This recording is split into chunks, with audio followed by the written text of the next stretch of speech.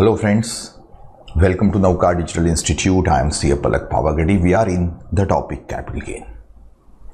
This is my lecture number 14. In the last lecture, we had the exemptions. Section 54 हमने लिया था, long term residence बेच के नया रेसिडेंस परचेज करो, 54 का एग्जम्पशन मिलता है। 54B हमने लिया था, एग्रीकल्चर लैंड बेच के नई एग्रीकल्चर लैंड परचेज करो, हमें 54B का एग्जम्पशन मिलता है। एंड 54EC हमने लिया था, कोई भी लॉन्ग टर्म इमूवेबल असेट बेचो एंड बॉन्ड्स परचेज करो NHAI या REC के या other notified bonds by the government, आपको 54EC का एग्जम्पशन मिलता है। ये तीन महत्व के एग्जम्पशन, बहुत ही इंपॉर्टेंट एग्जम्पशन हमने लिए थे।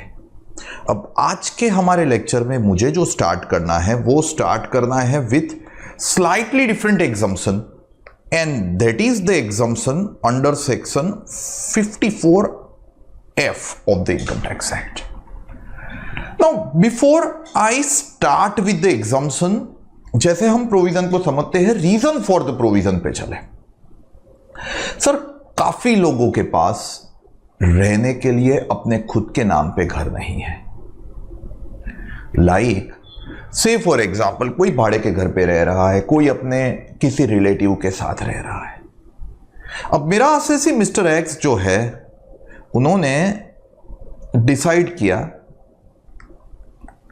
कि वो अपने पास जो बचत से उन्होंने गोल्ड परचेज किया है, बरसों से लॉन्ग टर्म है, वो बेच रहा है at a net consideration of 10 lakh से। एंड ये गोल्ड की index cost long term capital gain compute करने के लिए आ रही है 6 लाख। 4 लाख का उनका लॉन्ग टर्म कैपिटल गेन आया गोल्ड का। इंटेंशन मेरे असेसी का है कि ये गोल्ड बेच के वो, उनके नाम पे कोई घर नहीं है, and he wants to purchase the house. Intention is that he will purchase the house from the same. और उन्होंने ये गोल्ड बेच के अपना, उनके नाम पे 0 घर था, फर्स्ट हाउस लिया, फर्स्ट रेसिडेंशियल हाउस लिया। Government wants to encourage him. Government wants to tell him that you are doing fantastic work, you are fulfilling your basic need which is defined in the Constitution of India, रोटी, कपड़ा and मकान। ये मकान की need आप satisfy कर रहे हो अपना गोल्ड बेच के। हम आपको जो गोल्ड के ऊपर कैपिटल गेन हुआ है ना, उसमें से हम आपको एग्जम्पशन दे रहे हैं। We are giving you the exemption under section 54F of the income tax act. Now the point is that आप बोलोगे कि सर रेसिडेंस परचेज करने पे ऑलरेडी एक एग्जम्पशन तो हो गया। समझो, वो 54 वाला जो एग्जम्पशन था ना, वो तब था जब मैंने रेसिडेंस बेच के रेसिडेंस लिया हो। यहां पे you need to sell off any asset other than residential house and you have to purchase the residential house. You are eligible for availing the exemption under section 54F of the income tax act. Friends, the section will go this way, have a look. Section 54F talks about assessee purchasing first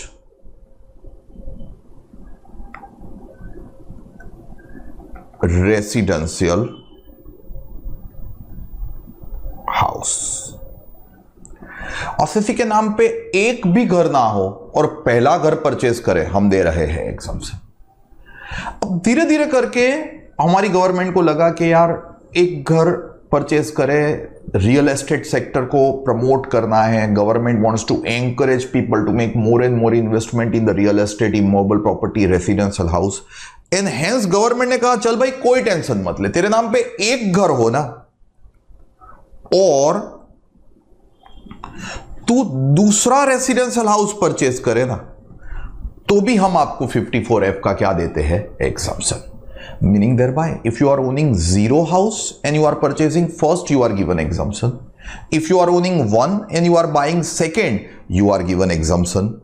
The benefit of exemption is available to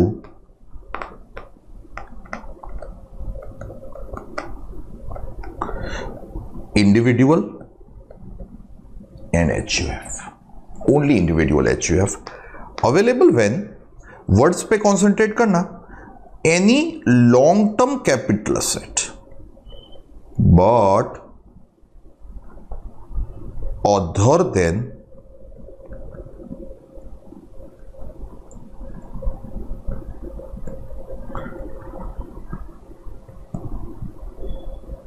residential house is sold. Friends, you sell off residential house and purchase residential house, 54 is available.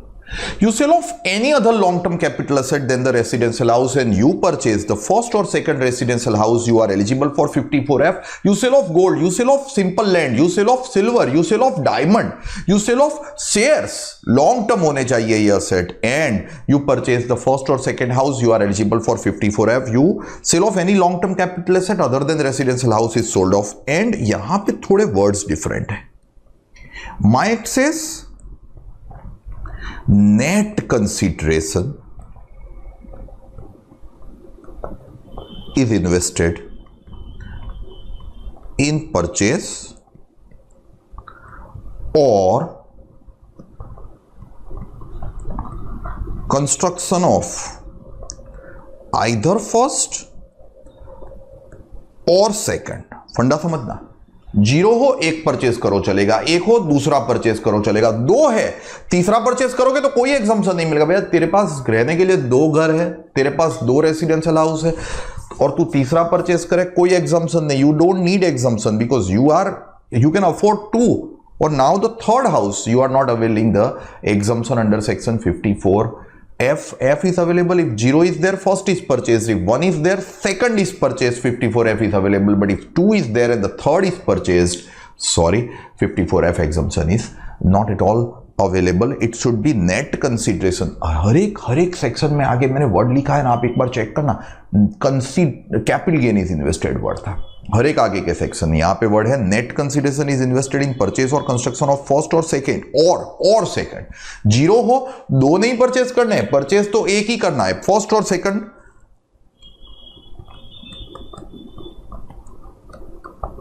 Residential house in obviously India within the specified period. Sir मेरा period जो है ना specified, that is same as section 54।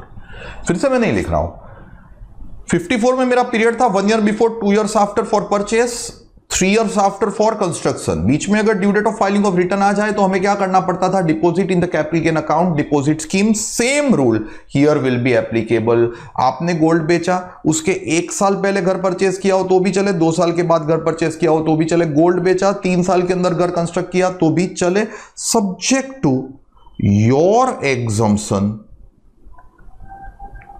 Available here will be. समझिए यहां पे exemption मेरा थोड़ा अलग है। If your investment is say for example more than और equals to net consideration, then your whole capital gain is example. मैं समझा रहा हूं, don't you worry. But if the investment, आपका जो इन्वेस्टमेंट है यहां पे, assume your investment is less than net consideration, थोड़ा टेक्निकल है हाँ, ये सेक्शन थोड़ा अलग जा रहा है, then your exemption under F will be investment multiplied by capital gain divided by net consideration. Proportionate exemption is available. अब तक के हर एक सेक्शन में एग्जम्पशन था इन्वेस्टमेंट और capital gain whichever is less. यहां पे प्रोपोर्शनेट है, ये मैं समझा रहा हूं, subject to there is a lock in period of how many years, 3 years, meaning thereby the newly acquired residential house must not be sold within the lock-in period of 3 years by my assessee. खास समझना अभी ये जो मैंने fundamental समझाया exemption वाला, ये सबसे इंपॉर्टेंट, ये सबसे अलग। फ्रेंड्स कुछ ऐसे जाएगा, समझिए मैंने गोल्ड बेचा है 10 लाख में, मेरी नेट कंसिडरेशन 10 लाख, मेरी इंडेक्स कॉस्ट 6 लाख, मेरा कैपिटल गेन 4 लाख। अब तक के हर एक सेक्शन में होता था my exemption is capital gain 4 lakh और investment whatever amount whichever is less. यहां पे हमारे क्वेश्चन में अगर मैं इन्वेस्टमेंट करूं 10 और मोर तो my 54F exemption is going to be 4। कैसे लाया देखिए, can I say here my investment is more than और equals to net consideration, I am availing full capital gain as exam. अगर मैं पूरी नेट कंसिडरेशन या उससे ज्यादा इन्वेस्ट कर दूं तो मेरा पूरा capital gain exam. But if I am investing 9 that is something less than my net consideration, then if investment is less than the net consideration friends, then my exemption under section 54F is going to be proportionate। कैसे proportionate? Investment 9, capital gain 4, net consideration 10 करके 3.6। फिर से मैं समझाऊं, your exemption is going to be investment multiplied by, my mistake, your investment 9 multiplied by capital gain divided by net consideration 3.6। अगर आप 8 invest करो तो 8 investment multiplied by capital gain 4 divided by net consideration 10 3.2। 7 invest करो तो 7 4 10 करके 2.8 and so on so forth, meaning thereby your exemption available is proportionate and meaning thereby exemption जो यहां पे मिल रहा है वो आगे के सब सेक्शन से थोड़ा, आगे के जो भी सेक्शंस हमने सीखे उससे थोड़ा कम मिल रहा है। बिकॉज आगे के 54 में क्या होता था कि अगर आप 9 लाख इन्वेस्ट कर दो ना तो आपको एग्जाम्पशन मिलता था 9 और 4 विच एवर इज लेस करके 4। यहां पे 9 इन्वेस्ट करो ना तो your exemption is only 3.6, lesser exemption is available. But that is the rule in 54F। थोड़ा अलग सेक्शन है बट इंपॉर्टेंट सेक्शन है friends, and that is section 54F। आज के लेक्चर का सबसे पहला सेक्शन, टेंशन नहीं लेना है, मैं यही सेक्शन 3 अलग अलग सम से, अरादर पहले 2 सम एंड फिर डिफिकल्ट सम्स की कैटेगरी में 1 सम से इसको अभी समझा रहा हूं। आप इतना 5 मिनट के अंदर कॉपी करोगे।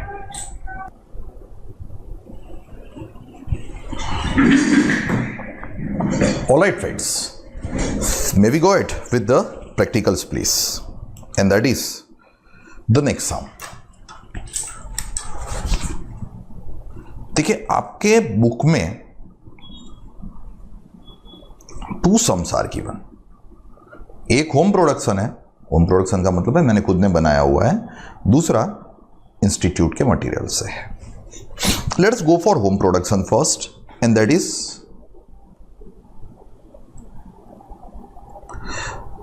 let us move to question number 2 first. Goes this way. Mr. P sold gold on 19th of May 2019 for 20 lakh.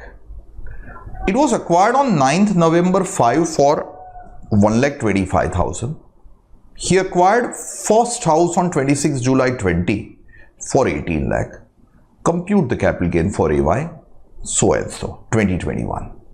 And thereafter you are asked compute tax consequence if the above house is sold off at 23,80,000 on 29th of November 2021। एकदम शांति से ये सम करेंगे, concentrate करना friends, have a check please.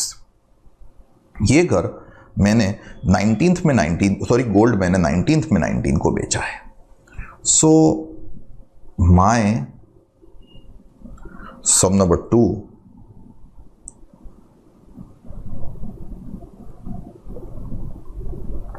will be Mr. P for the year 1920 relevant to 2021. What he has sold off is gold.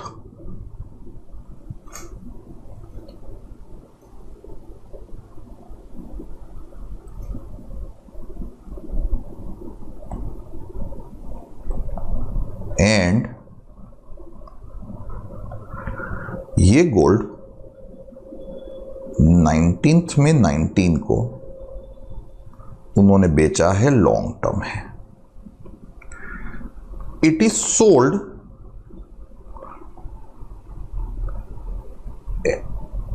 At a net consideration of 20 lakh. Is it fair? Fine.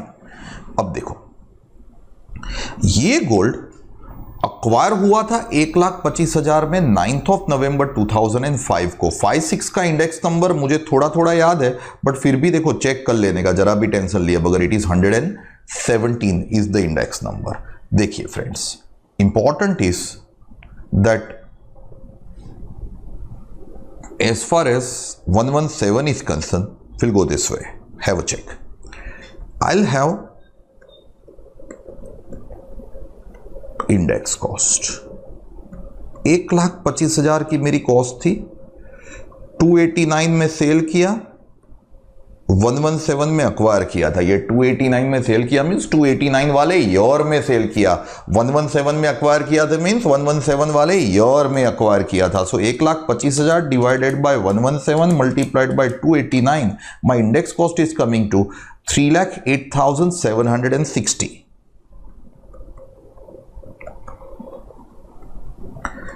And my long term capital gain is going to be, can I say 16,91,240 is my long term capital gain। ये long term gold बेचने पे है मेरा capital gain. Please now listen, ये gold बेच के मेरे assessee ने, देखिए ये गोल्ड बेचा है मेरे असेसी ने 19th ऑफ May 19 को। आपको 2 साल के अंदर, दैट इज 18th में 21 तक हाउस परचेज करना था। आपने हाउस परचेज कर दिया। He acquired first house, meaning thereby he doesn't own any house, it is the first house on 26th of July 2020। Can we say it is well in time at 18 lakh. You are asked to compute capital gain. अब देखो साहब, मेरा assessee 18 lakh में well in time gold acquire house acquire कर रहा है। He will be given exemption under section 54F। एक चीज समझो, अभी अगर मेरा असेसी 20 लाख या उससे ज्यादा की अमाउंट, नेट कंसिडरेशन 20 लाख है मेरी, वो 20 लाख या उससे ज्यादा की अमाउंट अगर गोल्ड में इन्वेस्ट कर लेता ना, तो उनको पूरा कैपिटल गेन एग्जम्प्ट हो जाता। बट मेरे असेसी ने उससे कम इन्वेस्ट किया है, 18 लाख ही इन्वेस्ट किया है, and hence his exemption is going to be investment multiplied by capital gain, proportionate वाला, divided by net consideration that is 20 lakh. So 18 lakh divided by 20 lakh multiplied by 16,91,240. My exemption will be proportionate 15 lakh 22,116. I'll make it 120, rounding off to the nearest decimal of 10 friends. It is permitted, and I am taking my net taxable long-term capital gain after exemption to be 91,240 में से deduct करो तो 169,120 is my taxable long term capital gain। और कोई section होता ना तो मुझे एग्जम्पशन मिलता इन्वेस्टमेंट और capital gain whichever is less का, बट यहाँ पे नहीं। यहाँ पे मुझे एग्जम्पशन कैसा मिल रहा है? प्रोपोर्शनेट एग्जम्पशन मिल रहा है। 15,22,120 रुपए का exemption. As I have invested only 18 lakh rupee, my exemption is going to be very proportionate. यहाँ तक कोई प्रॉब्लम नहीं है, ये सिंपल फंडा हुआ, अलग तरीके से मिला, डिफिकल्ट नहीं है, अलग है। जो आगे हमने सेक्शन पढ़ा है उससे अभी आप समझिए। यहां पे विड्रॉवल भी है। मेरे असेसी ने ये घर 23,80,000 में 29th ऑफ नवंबर 21 को बेच दिया। अब सुनना, कैन वी से यहां पे मैं लिखूं तो new residential house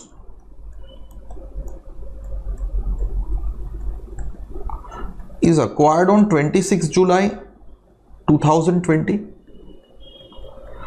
There is a lock-in period of how many years? 3 years. That is up to 25th of July 2023. ये घर 2023-25 जुलाई तक बेचना नहीं था, आपने इसको बेच दिया ऑन 29th November 2021 को। कैन आई से इट इज 29th November 2021? को आपने बेच दिया का मतलब है कैन आई से it is sold off with in the lock in period of 3 years. As it is sold off within the lock-in period of 3 years, exemption under section 54F is said to be, friends खास समझना, withdrawn. 54F वापस ले लेंगे government. Friends कैसे वापस लेगी वो बहुत रेलेवेंट है. Here it is mister P. कौन से ईयर में ये घर बेचा है? 21-22. Relevant to 22-23. सर अब तक के हर एक सेक्शन में जब एग्जम्पशन विड्रॉ होता था ना तो हम क्या करते थे? 2380 में ये घर बेचा है ना तो उसमें से थोड़ा याद करें तो हम कॉस्ट रिड्यूस करते थे. वो 54 में सिखाया था मैंने कल के लेक्चर में. कॉस्ट में हम यहां पे हमारी कॉस्ट लेते थे actual cost. Can I say our actual cost was 18 lakh. उसमें से एग्जम्पशन को लेस करते थे. What was the exemption we have availed? 15,22,120. And मेरी नेट कॉस्ट आ जाती थी 1522 एंड 18 का डिफरेंस करके कैन आई से 277,880 एंड यहां पे 277,880 रिड्यूस करते थे. मैंने ऐसा सिखाया था कि जितनी कॉस्ट कम करोगे उतना ऑटोमेटिकली कैपिटल गेन ज्यादा हो जाएगा. एंड फ्रेंड्स 23,80,000 में से ये लेस करो तो 21,02,120 आपका क्या हो जाता था? Short term capital gain. अब समझो 54F मिलता भी अलग तरीके से है. देखिए मिला है आपको पूरा अलग मैथोडोलॉजी से. इवन विड्रॉ भी बिल्कुल ही अलग तरीके से होगा. खास समझना कैसे अलग तरीके से. कंसंट्रेट करेंगे कॉस्ट रिड्यूस करके विड्रॉ होने वाला नहीं है. आप अपनी नेट कंसीडरेशन लीजिए. What is your net consideration? Can I से 23,80,000. उसमें से आप अपने असेट की जो एक्चुअल कॉस्ट थी जितने में लिया था, not after reducing the exemption, actual cost, वो लेस करिए. शॉर्ट टर्म कैपिटल गेन आपका आएगा 5,80,000. एंड मोस्ट इंपॉर्टेंट जो मिला था आगे आपको वो विड्रॉ हो जाएगा, टैक्स हो जाएगा. बट मिला लॉन्ग टर्म से था ना तो विड्रॉ होके टैक्स भी लॉन्ग टर्म ही होगा. And that would be giving you 15,22,120. Your total capital gain partly long term partly short term will be 580 plus 15,22,120 करके 21,02,120.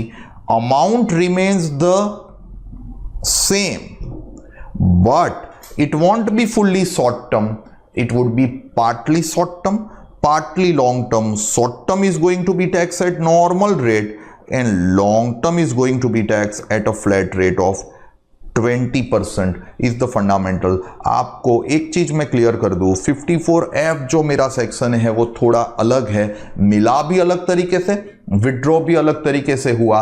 Withdrawal would not be by reducing the cost but withdrawal will be by, can I say, adding it as long term capital gain and taxable at the rate of 20% only. Be very very very careful. अब आपके mind में ऐसा question होगा कि sir ये withdraw अलग तरीके से क्यों हुआ? फ्रेंड्स थोड़ा कुछ तो फाइनल सीए के लिए बाकी रखेंगे. For that you do join नौकार institute at final CA. Reason मैं नहीं जा रहा हूं, रीजन टेक्निकल है. टेक्निकल ऐसा है कि मुझे दूसरे टॉपिक्स के साथ कनेक्ट करना पड़े, ऐसा है. And that's the reason I am not covering up. Don't misunderstand. Reason मैं इसलिए नहीं रहा हूं बिकॉज दूसरे टॉपिक के साथ इसका कनेक्शन आ रहा है जो अभी नहीं हुआ है. But I will be checking out with the reasons at the next level. अभी आप इतना कॉपी करोगे. 54F available in a different manner, withdrawn also in a different manner. 5 minute का टाइम है आपके पास. Yes friends, एक और प्रैक्टिकल जो आपके स्टडी मटेरियल से लिया हुआ है, शायद थोड़ी अमाउंट चेंज होगी, but otherwise it is the ICAI level institute is concentrating on exemption availability, not withdrawal, but I would be covering up the ICAI practical also. And friends, that is question number from your book.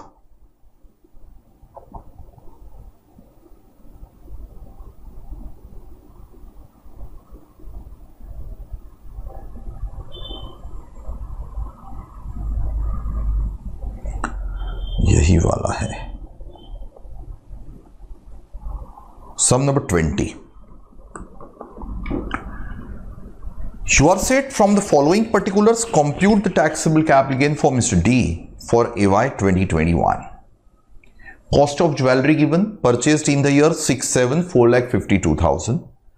It is sold in January 20. January 20 means previous year 1920 only, 21,50,000. You are given expenditure on transfer because it would be deducted to arrive at the net consideration, and residential house you purchased in March 20. Can we say 2 महीने के अंदर ही residential house purchase कर लिया. I am assuming in the sum that he doesn't own any other residential house. उनका नाम पे कोई residential house नहीं है, ये मैं एजम्पशन कर रहा हूं. तो with this can I say he selling of jewellery long term which is considered to be other than residential house and is purchasing the first residential house is eligible for availing the exemption under section 54F. Let me check out. Friends, it is sum number 20. मेरे assessee है in sum number 20 Mr. D के लिए आपको छोटी छोटी informations दी हुई है. You are selling of jewellery on January 2020 at 21,50,000. Mr. D, it's previous year 1920 relevant to 2021.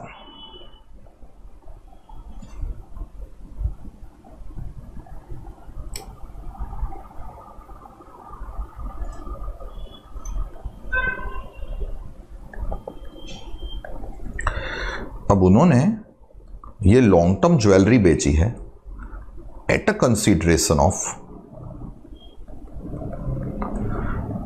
Can we say 21,50,000, जिसमें से हम डिडक्ट करेंगे the expenditure on transfer. I think you are given 7,000 as the expenditure on transfer. आप अपने book में check करना. So my net consideration in the given sum is coming to 21,43,000. अब ये असेट जो मेरी है 21,50,000 लेस 7, 21,43,000 में बेची, वो मैंने अक्वायर की थी 4,52,000 में प्रीवियस ईयर 6/7 में. प्रीवियस ईयर 6/7 का इंडेक्स नंबर आपको एग्जाम में दिया होगा and that is previous year 6/7 का इंडेक्स नंबर है 122. सो मैंने परचेज किया हुआ है इसको. Friends, can I say I have acquired it at ₹452 less, can we say I can deduct index cost of acquisition. And अगर मैं index cost of acquisition deduct करूं तो friends my acquisition cost here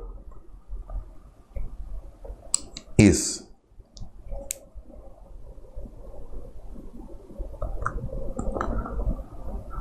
4,52,000 multiplied by the year of sale, that is you are aware 289, that is the year 1920 यहाँ पे लिखते हैं, divided by previous year 6/7 का index number.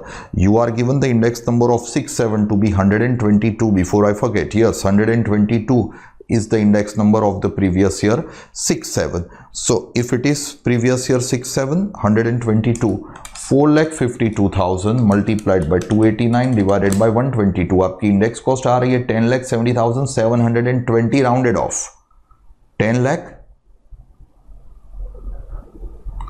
70,000 720 and मेरा long term capital gain आ गया 21,43,000 से मैं ये लेस करूं तो 10,72,280 is coming as my long term capital gain.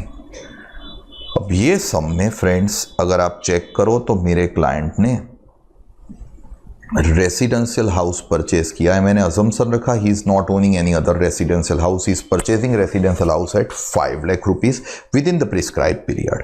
So as he is purchasing it within the prescribed period, he will be able to avail section 54F exemption।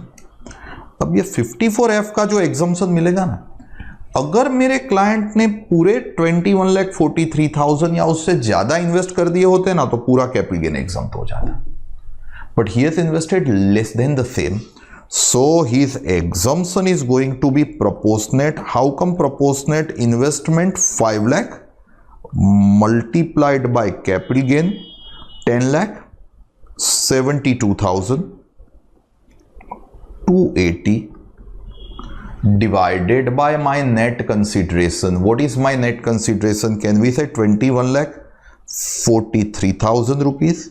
And friends, if I check with the same, can I say अगर मैं ये proportionate exemption लेने जाऊं तो this is 10,72,280 divided by 21,43,000 multiplied by net consideration से divide करना है, 20,50,000 से नहीं, after expenditure 5 lakh. My proportionate exemption is coming to 2,50,180 and अगर मैं मेरे कैपिटल गेन से 1072,280 में से लेस 250,180 लेस करूं तो मेरा net long term capital gain will be 822,100 will be giving me my long term capital gain.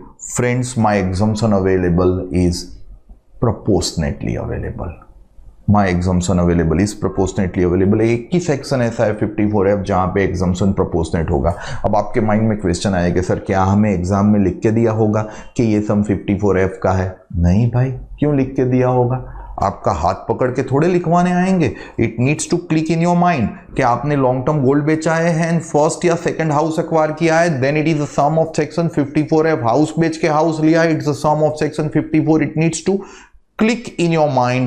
definitely it would not be specifically given कि बेटे ये 54F का सम है ना, सम है वो प्रोपोर्शनेट करना ना, आपको अप्लाई करना पड़ेगा, वो थोड़ा एग्जाम में देंगे फ्रेंड्स। सो ये मेरा 54F हुआ।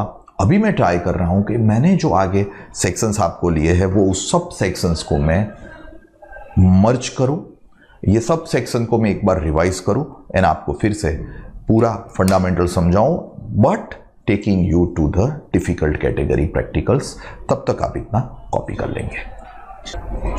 Alright friends, so the next funda, see I was planning कि मैं सब सेक्शंस को मर्ज करूं, पर मुझे 3 डिफिकल्ट प्रैक्टिकल लेने हैं। Will do it in the coming lecture. आज मैं एक काम कर रहा हूं, एक जो प्रैक्टिस सम पेंडिंग रह गया है बीच में वो मैं एक बार कवर अप कर लूं। And that practice sum which is kept pending is question 6। एकदम जनरल सम है। You are given Miss Usha purchases 1,000 equity shares of X Limited at a cost of 30 per share, brokerage being 1% in January 1996. She gets 100 bonus shares in August 2000. ये bonus वाला point important है। She again gets 1100 bonus shares by virtue of her holding on February 2007. Fair market value of the share on 1/4/2001 is 40. In January 2020, she sells all her shares at 200 per share, brokerage being 2%. Compute the capital gain in the hands of Miss Usha, subject to I assume the shares to be unlisted.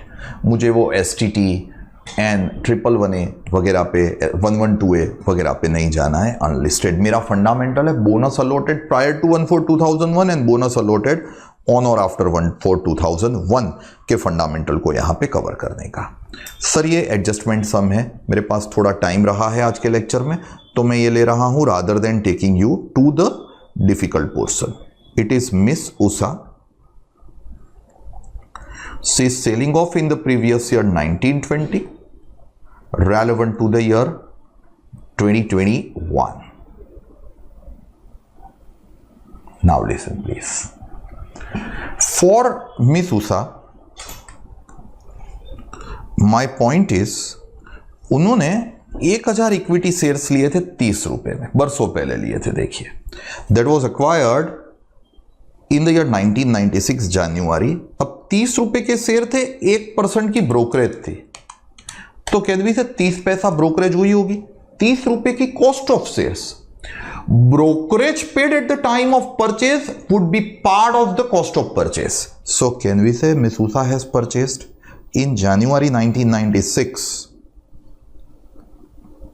acquired 1000 original shares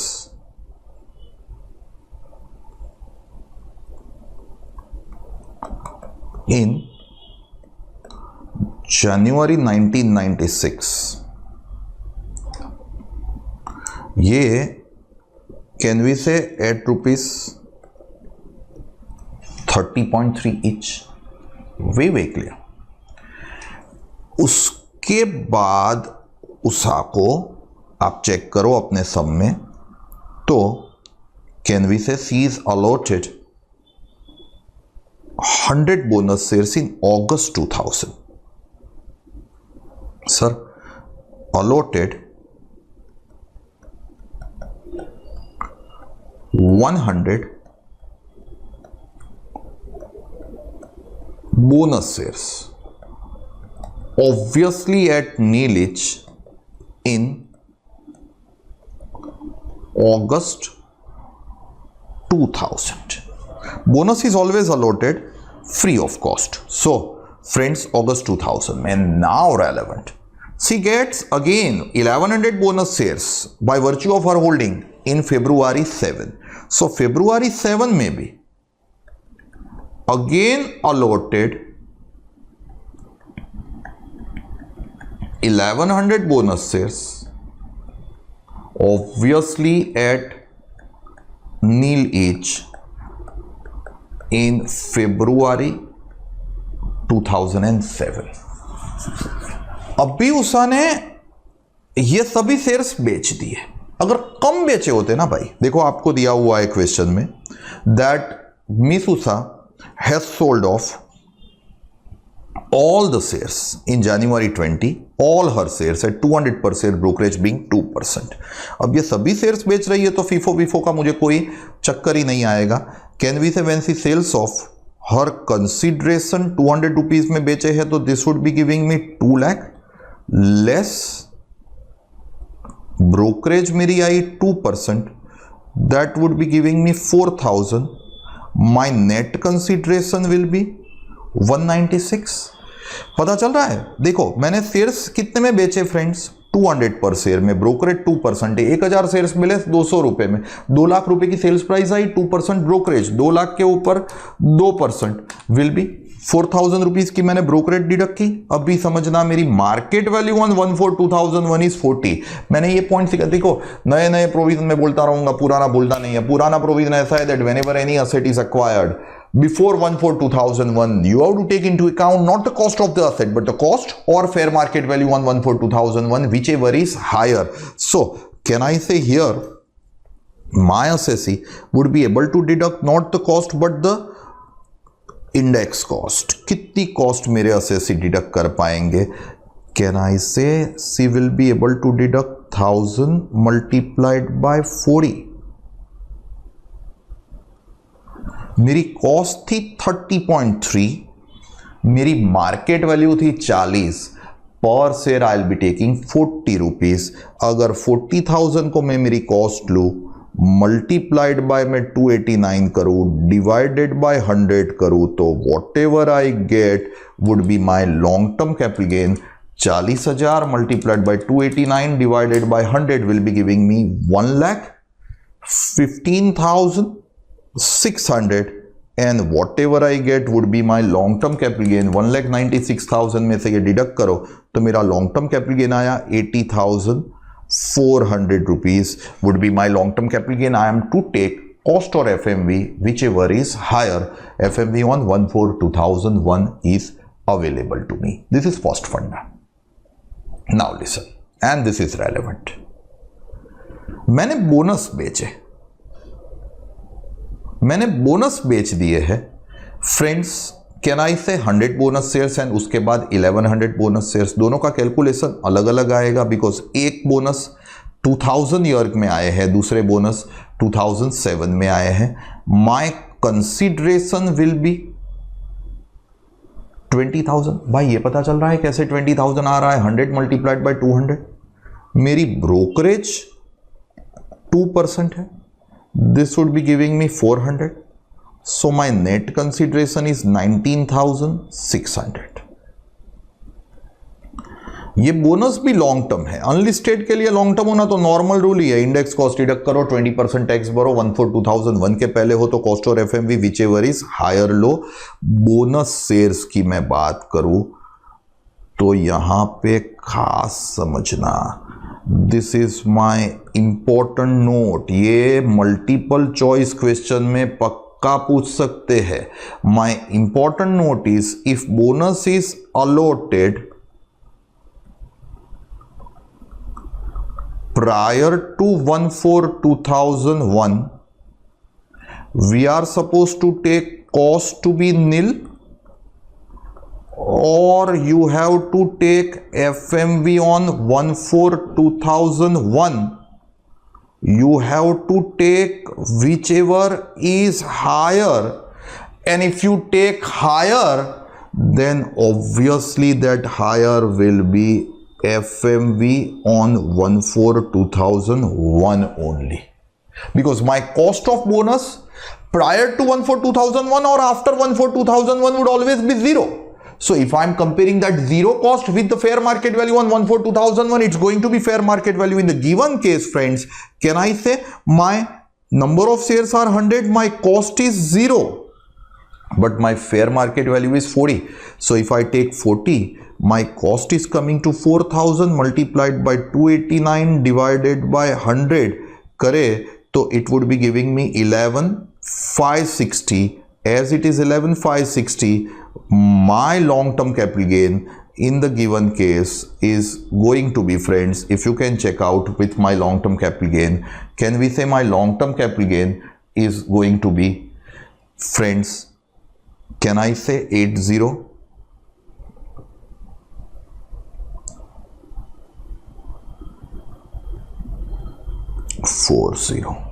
I hope till this I'm making the point perfectly set. One second मुद्दा, friends, मैंने पास bonus 1/4/2001 के बाद के भी है.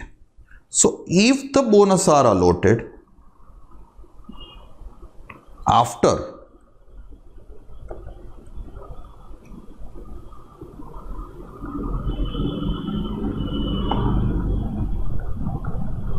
on or after 1/4/2001, I have to take the cost of bonus to be only 0. क्यों? Because after 1/4/2001 हो ना तो उसमें आपको फेयर मार्केट वैल्यू का ऑप्शन अवेलेबल नहीं है. सर सिंपल फंडा है. कॉस्ट 0, 1/4/2001 के पहले बोनस आए हो या बाद में आए हो, पर 1/4/2001 के पहले आए हो ना तो एफएमवी के साथ कंपेयर करके you will be able to deduct FMV. यहां पे you are able to deduct only cost and that is 0. Friends, मेरी consideration for the sale of another bonus will be 2,20,000 less my brokerage will be 2%, that would be giving you 4,400. My net consideration will be 2,15,600, जिसमें से मेरा capital gain long term ही आएगा, but my index cost will be nil. Y nil? Because मेरी cost nil है तो anything index, anything multiplied to nil would be nil only and 215,600 would be my long term capital gain. मेरा समझाने का मुद्दा ये सम में खाली एक ही था. कौन सा समझाने का मुद्दा था? 1/4/2001 के पहले अगर मुझे बोनस शेयर्स मिले हो तो वो बोनस शेयर्स के लिए मुझे कॉस्ट नहीं लेनी है, कॉस्ट और FMV whichever is higher लेना है. फ्रेंड्स, ये आज का फंडामेंटल हुआ. आप इतना अच्छे से कॉपी करोगे and we will have in the coming lecture the combined exams and sums and the difficult practicals. आपके पास 3-4 मिनट का टाइम है for the purpose of copying the same. Till then friends, thank you very much. Stay home, stay safe. Thanks a lot. If you like this video, share it with your friends. Subscribe to our YouTube channel to watch more such videos and learn from our expert faculty members. Press the bell icon to get regular notifications whenever we upload a new video. Download NDI mobile app to get complete CA course online. We value your support. Thank you for watching.